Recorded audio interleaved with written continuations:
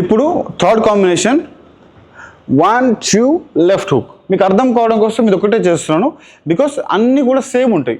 1-2 left hook అయినా, 1-2 left upper cut అయినా, 1-2 left hook right upper cut అయినా అన్నీ కూడా సేమ్. మీరు ఎప్పుడైతే బేసిక్స్ మంచిగా నేర్చుకుంటారో ఇవన్నీ కూడా సేమ్ ఉంటాయి, సిమిలర్ ఉంటాయి.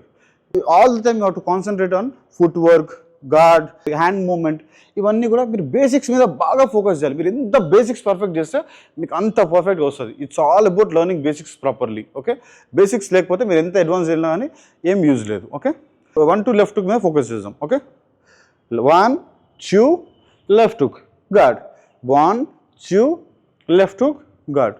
మనం 1-2 చేసినప్పుడు ఎట్లా చేసినాం మీకు గుర్తుందా? లెఫ్ట్ రివర్స్ వచ్చినప్పుడు రైట్, అంటే ఇక్కడ హుక్ కొట్టినప్పుడు ఏంది, రైట్ రివర్స్ వచ్చినప్పుడు లెఫ్ట్ హుక్. మీకు అర్థమవుతుందా? లెఫ్ట్ రైట్ హుక్ కాకుండా మీరు ఎట్లా చేయాలి, లెఫ్ట్ పని చేశారు, రివర్స్ వచ్చేటప్పుడు రైట్ పని చేశారు, ఇది రివర్స్ వచ్చేటప్పుడు హుక్ పని చేశారు. అంటే అన్నిట్లో కూడా గార్డ్ పెట్టుకోవడం అనేది చాలా చాలా చాలా ఇంపార్టెంట్.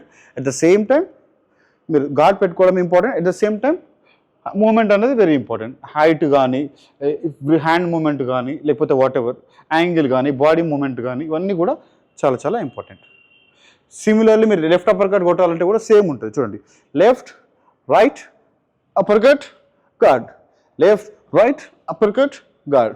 మీరు ఏ మూమెంట్ తీసుకున్నా చూడండి, లేదా left hook right upper cut, left hook right upper cut, ఇవన్నీ కూడా సేమ్ ఉంటాయి. అన్నీ కూడా సేమ్ యాక్చువల్గా.